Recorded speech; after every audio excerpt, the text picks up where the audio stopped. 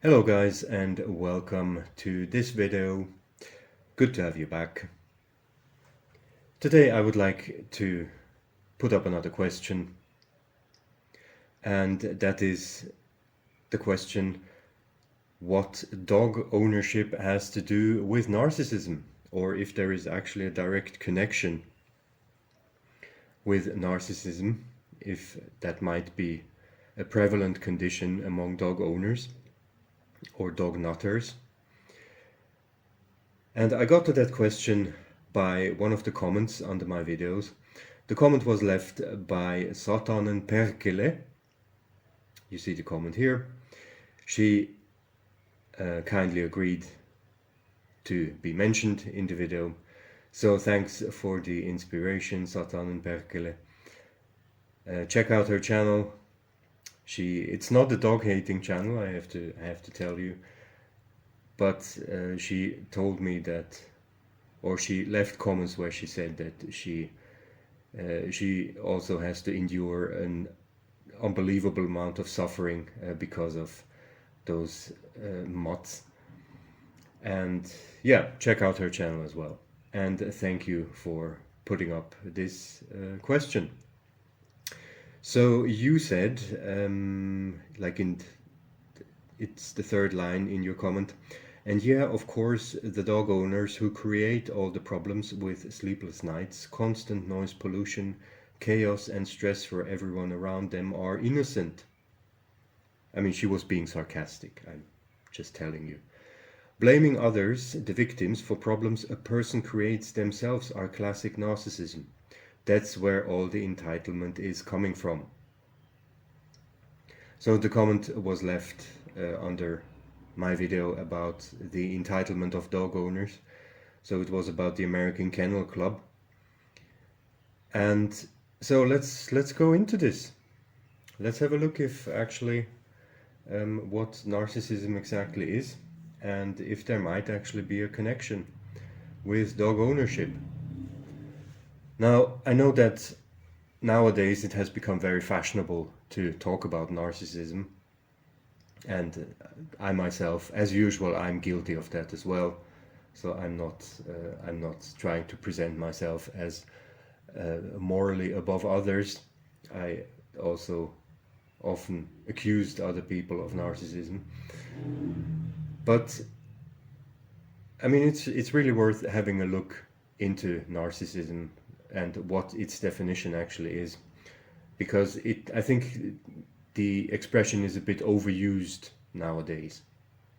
So before just calling every sort of behavior that we do not like narcissism is, yeah, it's not very competent, you know. It's not, yeah.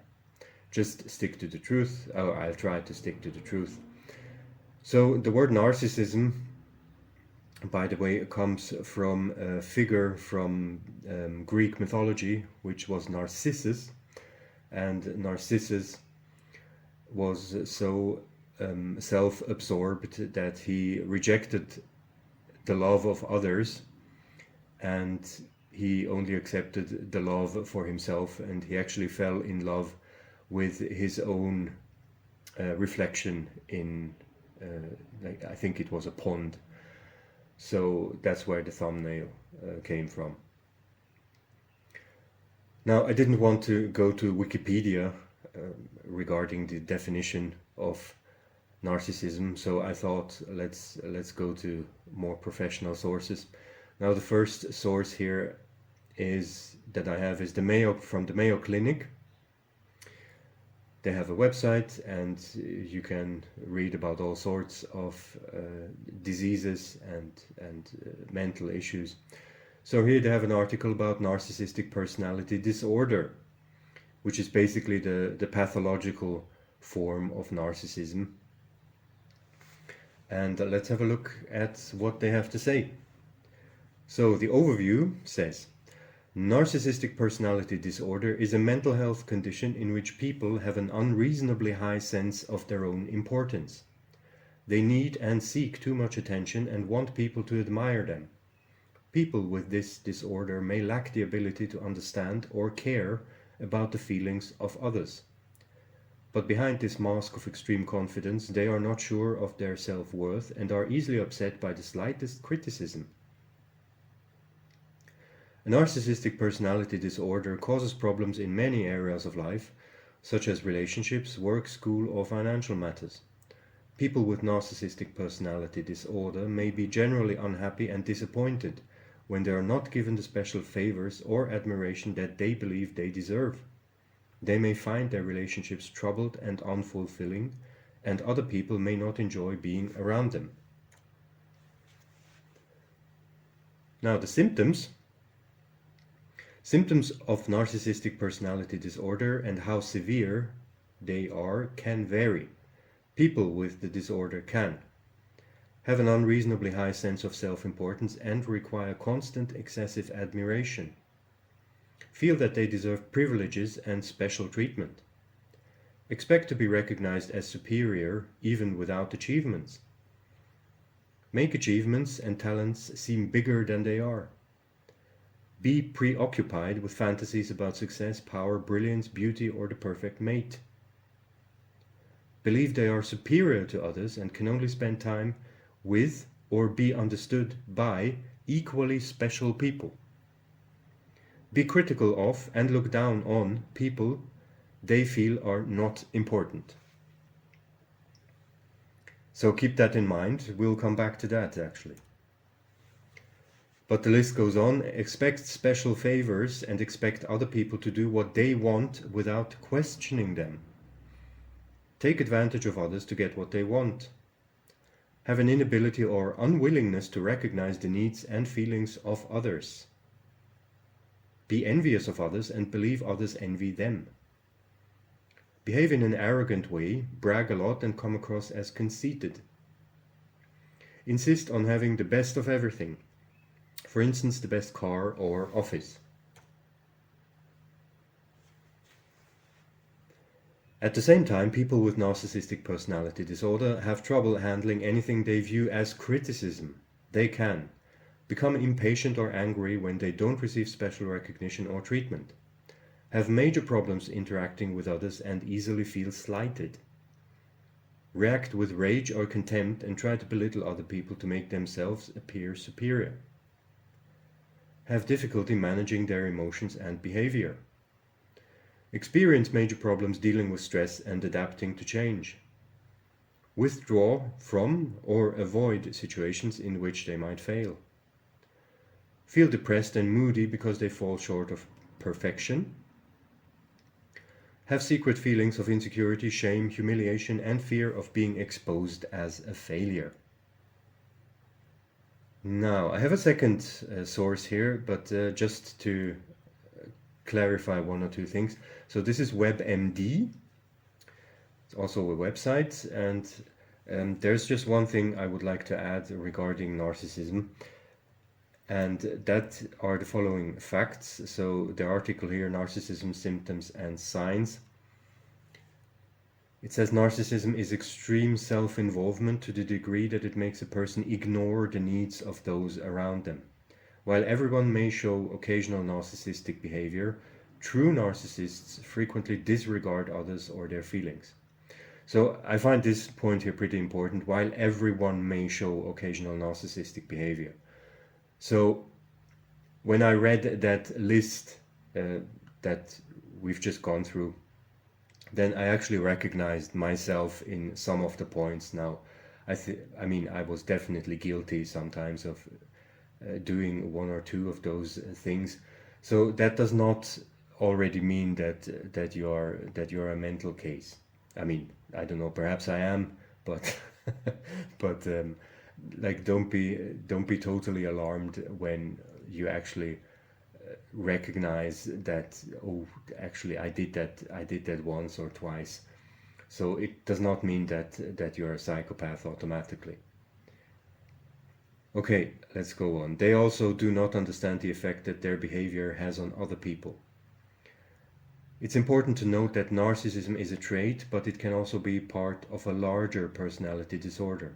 Not every narcissist has narcissistic personality disorder. So that's important as well. So We don't have to pathologize everything. Like sometimes we all are a little bit narcissistic. Also, when we just have a bad day, then we often tend to disregard other people's needs or feelings. That doesn't make you automatically just the worst person on the planet.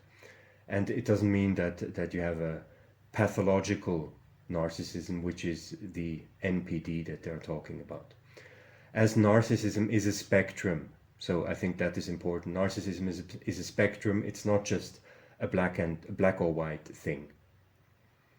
People who are at the highest end of the spectrum are those that are classified as NPD, but others still with narcissistic traits may fall on the lower end of the narcissistic spectrum.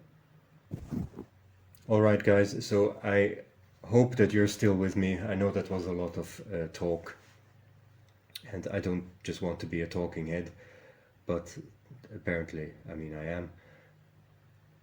Now, let's go back to the symptoms. And actually, I mean, look, I'm not a psychologist. I'm going to put that disclaimer out there straight away. I'm not a psychologist. I'm not an expert on these things. And I'm not cherry picking facts, or I'm trying not to cherry pick facts to come to the desired conclusion, because of course, you know, we all want to come to the conclusion that yes, of course, dog owners are narcissists. All of them, yeah. So yeah, probably, definitely not all of them, but still, look, we will go through that list again, and I think there, I mean, in my opinion, there is actually a kind of, yeah, how should I say, a very high probability that there is a connection actually, because, you know, just to say that this is coincidence, that is statistically almost impossible, I'd say. So let's have a look at the first point here. Have an unreasonably high sense of self-importance and require constant excessive admiration. Now, what I find important here is the admiration part. Now, the admiration does not always have to come from other people. I mean, why would it have to? Now, the thing is, if you cannot get the admiration from other people, then you're going to look for the admiration elsewhere. And what better way to get admiration than to buy a dog? I mean, a dog, look, the dog owners are always going on about, you know, oh, your dog is going to love you unconditionally and everything. Said, yeah, now you could ask the question, why is it so important for you to be loved unconditionally? Like, they always put the emphasis on the unconditionally. So it sounds as if they actually, what they want is love that comes with no price, and it's basically love that they don't really have to work for, because your dog is going to admire you anyway. I mean, you can beat it every day, and dogs are so stupid that they will still admire you because you are the food source.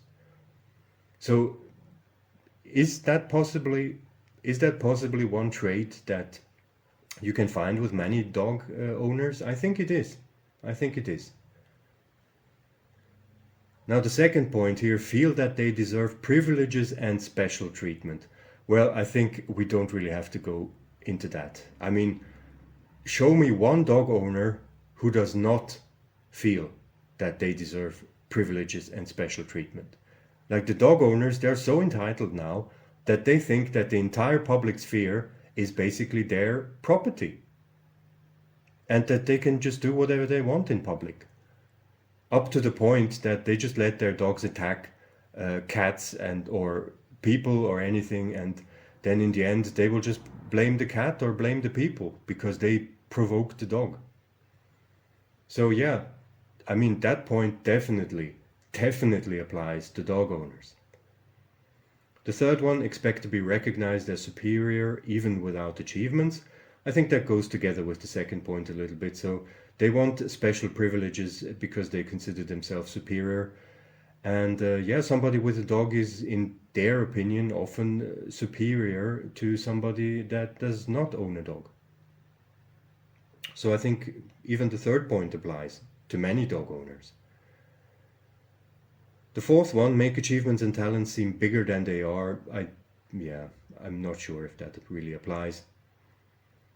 I mean, they often act as if their owning a dog would be some kind of an achievement. But hey, look, every idiot can buy a dog. I mean, it's not a big achievement. The fifth point here about success, power, brilliance, beauty, or perfect mate, I don't think that applies here. The next one, believe they are superior to others and can only spend time with or be understood by equally special people. Well, it might apply if you have a look at this interesting attitude of dog owners, that they think only other dog owners can actually understand their feelings, and only other dog owners can understand them, and only other dog owners can understand what it means to have a dog and everything. So that might actually apply. Next one, be critical of and look down on people they feel are not important. Possibly, I don't know. Probably not the most important point in my opinion. Next one, expect special favors and expect other people to do what they want without questioning them. Well, I think that absolutely applies to dog owners. I mean, just the fact that they expect everybody to put up with their mutts and with the barking and with the dog shit and with just the general nuisance and all the parasites and all the diseases they are spreading. I mean, that can be considered a special favor from the rest of the world. And they expect other people to do what they want without questioning them. Yeah. So they expect the rest of the world to just, to cater to the dog owners without questioning why they should actually cater to them. So I think that absolutely does apply. Take advantage of others to get what they want. I'm not sure if that applies.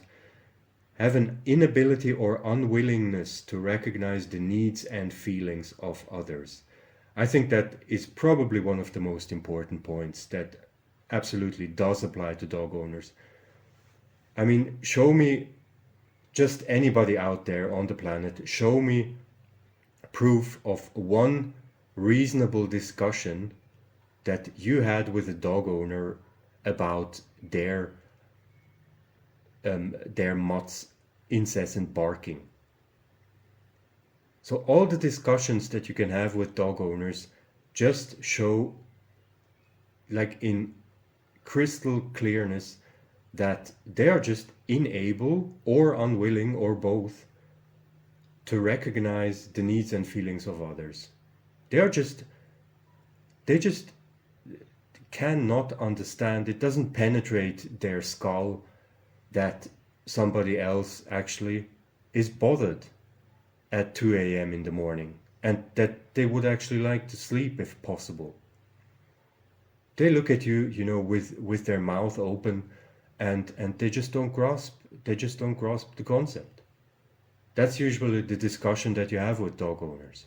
So I think that's probably one of the most important points. They just don't give a shit about other people. They just absolutely don't. Like every time a dog owner is not picking up the crap of his mutt, that's every time he's indulging in the inability and unwillingness to recognize the needs and feelings of others. Next point, be envious of others and believe others envy them. Not sure. I mean, they might be envious of other people's dogs, or like the next dog is more vicious, or the next dog has a nicer fur, or whatever. I don't know. We would have to ask the dog owners that. Behave in an arrogant way, brag a lot, and come across as conceited. I'm not sure. It's probably not the most important point.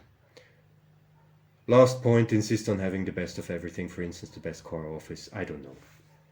I don't care. Now, let's go back to this list here. At the same time, people with NPD have trouble handling anything they view as criticism. Well, I think here we have again hit the jackpot. Just show me one discussion, proof of one discussion that you've had with a dog owner about their being completely inconsiderate about the barking, about not picking up the shit, about letting them off the leash while they were actually in a park where the dogs should be leashed, whatever. Show me one discussion where the dog nutters did not immediately get ticked off as soon as they notice that they are being criticized, like even in the slightest. So yeah, they become impatient, angry when they don't receive special recognition or treatment. Have major problems interacting with others, yeah, well. And I think I don't want to go through the entire list. So I would like to just go back to one part from WebMD about narcissism, symptoms and signs. There is one thing that I found very striking. That's they have also a description of the traits of narcissism, and they list here: sense of entitlement. A common sign of people with narcissism is the belief that they are superior to others and deserve special treatment. They believe that others should be obedient to their wishes and that the rules don't apply to them. Now, I think that is a very, very important point. And the fact that the very last part here about the rules not applying to them, I think that is something that you can just see in any dog park. Just go to any dog park where they have signs that, you know, they should pick up their dog's crap. They should, you know, not whatever. They should try to keep them under control. They shouldn't make too much noise, etc. Or go to any park, you know, go to just any public park where there are clear signs that dogs should be kept on a leash, or go to a forest, you know, to some kind of, go to the woods. And in the woods as well, there are signs that dogs have to be kept on a leash so that they are not going to hunt the wildlife. And every bloody time you can find dog owners that just blatantly ignore the rules, and then when you actually ask them, then you just realize that they just think the rules do not apply to them. They just say, yeah, I mean, I saw the sign, but you know, my darling is not aggressive at all, so he doesn't need a leash.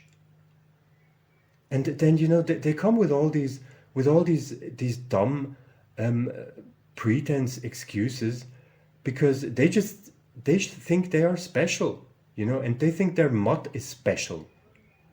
Like, they're not able to just, you know, to just see the sign where it says dogs have to be kept on a leash, and then they make the connection, okay, I have a dog, therefore I have to keep it on a leash because the sign says it. Like, what happens in their heads is probably something like, you know, there's this whole machinery starting in their head, like that is coming up immediately with reasons why that rule does not apply to them, you know, because yeah, dogs have to be kept on a leash, but you know, my dog is special and I'm special, you know.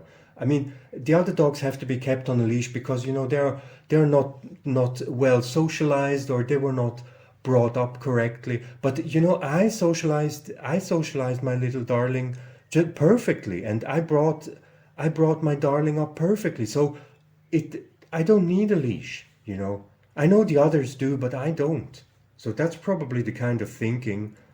I mean, if they are thinking something at all, but I can only imagine that this is the way their thinking goes. And just this blatant disregard of rules is just something that you can just find so often. And that I already see the dog nutter coming here probably in the comments and saying, yeah, but you know, these are just exceptions and these are just a few exceptions. Fuck off. Yeah, just fuck off. Okay, just go to any park. If you see 10 dog owners, you can be absolutely sure that at least 8 of them just blatantly disregard some rules. And even if it is just the unwritten rule of decency, then they have to disregard that. So don't tell me that these are just exceptions, okay? I think there is something like I think Satan and Perkele is onto something with the narcissism here and the dog owners. Absolutely, absolutely. And here, just as a last slide, I would like to show you a little test if you are a narcissist. And that test is by the Cleveland Clinic, so again, nothing from Wikipedia. They also have an article about the narcissistic personality disorder. And this is kind of a dumbed down test. Because as we said in the beginning, just because sometimes we behave in a bit of a narcissistic way or kind of a self-centered way does not necessarily make us pathological narcissists. So what they say here is they have a list of characteristics, and when you have at least 5 of the following characteristics, then you are probably a narcissist. It still doesn't mean that you have pathological NPD, but you are probably a narcissist. So you have an overinflated sense of self-importance. Yeah, the dog owners certainly ticked that one, so we have 1. Constant thoughts about being more successful, powerful, smart, etc. Not sure. Let's cut them some slack, so not sure. Let's not count that one. Feeling of superiority and desire to only associate with high status people. Well, feelings of superiority, I think we can tick that one. Okay, let's say we have 2. Need for excessive admiration. Yeah, I think we can definitely tick that one. Because why do you have a dog? Yeah, you want to be admired without doing anything for it. So, number 3. Sense of entitlement. Oh, number 4. Like we have explained that already. We are there. Willingness to take advantage of others to achieve goals. I don't think so. Let's not pick that one. Next one. Lack of understanding and consideration for other people's feelings and needs. I think that does not only count as 1, that should actually count as 2 for the dog owners. So we have already 5. So we have a winner here, guys. Arrogant and snobby behaviors and attitudes. Well, I think probably the classic dog owner would even tick that one, so we already have 6. Yeah, so, okay, the test here is of course dumbed down for, so that idiots who read it online, idiots like me who read it online, that they will also understand what it means. But I think we can say with, let's say, 90% chance or 90% probability that there is actually a connection between narcissism and owning a dog. Yeah. And we haven't even gone into the other question that I don't know if you have noticed that, but I constantly see dog owners that seem to be really obsessed with having control. They just need something that they can have control over, and they often mistreat their dogs, even in public. They don't give a damn if other people see it or not. But, being a control freak is also, with many dog owners, probably the main reason why they actually get a mutt.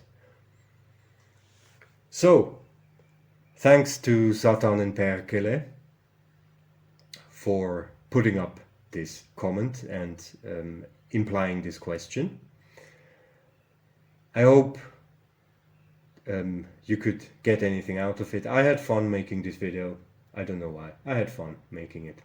And I learned something, so I'm trying to be a bit more careful when I talk about narcissism now. And yeah. So that's what I wanted to talk about today. Guys, I hope you are having a good day, a quiet day. No dogs close to you, or at least with 4 or 5 meters of a distance. You take care of yourselves, and goodbye.